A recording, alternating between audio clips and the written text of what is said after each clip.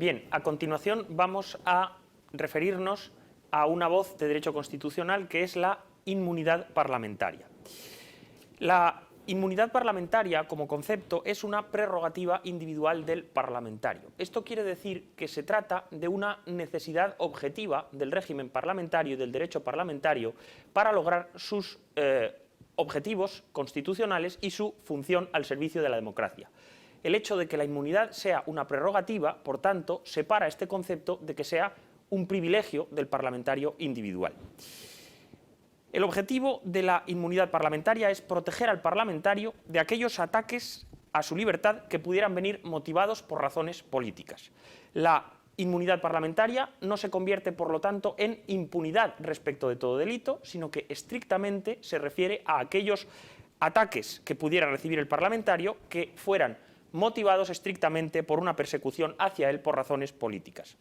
La inmunidad parlamentaria, por lo tanto, protege básicamente frente a la detención, frente a cualquier privación de libertad o frente a la iniciación de cualesquiera procedimientos penales contra el parlamentario. ¿Por qué penales? Estrictamente por procedimientos penales, porque cualesquiera otros procesos que pudieran iniciarse contra el parlamentario en ningún caso van a terminar con su privación de libertad y por lo tanto la inmunidad se reduce estrictamente a este tipo de procesos que se pudieran seguir contra la figura del representante. Es decir, que la inmunidad restringe su ámbito procesal estrictamente al plano de lo penal. Una vez analizado, digamos de forma general, el concepto de lo que es la inmunidad, debemos atender a que para que esta inmunidad no se convierta en impunidad existen una serie de limitaciones. Estas limitaciones empiezan por lo temporal. La inmunidad dura estrictamente mientras lo haga el mandato representativo del parlamentario, desde que éste se inicia y hasta que éste finaliza.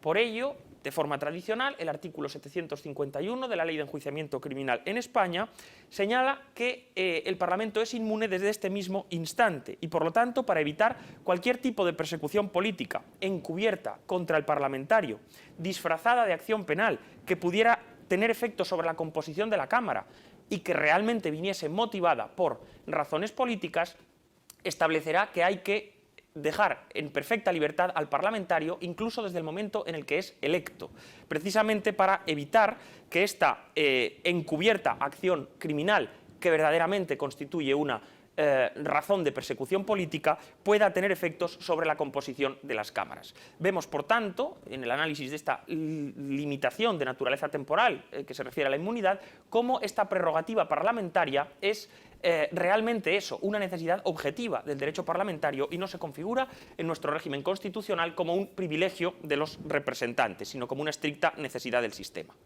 En segundo lugar, existe una limitación de naturaleza objetiva del concepto de inmunidad. Limitación en su naturaleza objetiva desde varios puntos de vista. En primer lugar, la inmunidad no entra en juego en los casos en los que existe flagrancia delictiva. En aquellas situaciones en las que pudiera existir esta flagrancia en la comisión de un delito, obviamente no cabe presumir ni entender que existe motivación de persecución política alguna al estarse cometiendo un delito de forma flagrante. Por lo tanto, en estas situaciones no entra en juego en absoluto la prerrogativa de inmunidad, porque no tendría sentido que lo hiciera.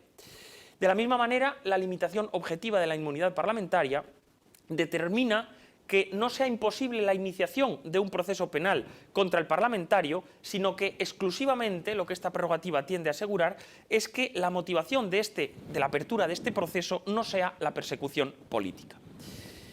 Entendido qué es el concepto de inmunidad también en sus limitaciones, vamos a continuación a estudiar de forma necesariamente sintética cómo funciona, cómo se plantea en la realidad práctica, digamos, esta institución. Bien, en primer lugar, el proceso contra el parlamentario puede iniciarse por el órgano jurisdiccional y la prerrogativa de inmunidad solamente va a entrar en juego cuando es estrictamente necesario, es decir, cuando se da el procesamiento o inculpación del parlamentario, momento a partir del cual ya sí se configura como posible la privación de libertad, detención o de cualquier forma, digamos, disposición de naturaleza personal del parlamentario respecto del órgano jurisdiccional. En un segundo lugar, cuando se alcanza esta situación de procesamiento o inculpación del parlamentario en el seno del proceso criminal seguido contra él, es necesario que el órgano jurisdiccional solicite a la Cámara el levantamiento respecto al parlamentario de su inmunidad a través de la solicitud del suplicatorio. El suplicatorio, por lo tanto, es el nombre que recibe tradicionalmente aquel acto en virtud del cual el órgano jurisdiccional, en el seno del proceso criminal, solicita a la Cámara el levantamiento de la inmunidad respecto de un parlamentario. En cuanto la Cámara ha recibido esta solicitud de suplicatorio por parte del órgano jurisdiccional, debe plantearse y en alguna medida enjuiciar si existe un fumus persecutionis o no respecto del parlamentario. Es decir, debe plantearse si existe una oculta o larvada motivación de persecución política respecto de los hechos por los que se pretende procesar al parlamentario. La Cámara puede alcanzar básicamente dos conclusiones. Por una parte, que no existe este fumus persecutionis y que esta inculpación no tiene nada que ver con una persecución política. En tal caso, la Cámara, lógicamente, acordará la concesión del suplicatorio y la puesta a disposición del parlamentario del órgano jurisdiccional que requiere su presencia. Y por otra parte, cabrá la posibilidad de entender lo contrario, es decir, de que sí existe ese fumus persecutionis y de que realmente existe una motivación de persecución política disfrazada de acción penal respecto del parlamentario. En estas circunstancias, ¿qué es lo que hará la Cámara? Pues, lógicamente, denegar el suplicatorio. Ahora bien, esta facultad de la Cámara de denegar el suplicatorio no es una facultad arbitraria, sino que está sujeta también a los límites del derecho. Por ello, nuestro Tribunal Constitucional, en diversas sentencias, por ejemplo, en la 9085 o en la 206-92, en distintos casos de procesamiento o inculpación de parlamentarios, ha puesto de manifiesto que es necesario que la Cámara motive, y además de una forma conexa con aquel objeto que el derecho protege a través de la prerrogativa de inmunidad, la existencia de un fumus persecutionis, en su caso, y la necesidad de no levantar esa inmunidad al parlamentario.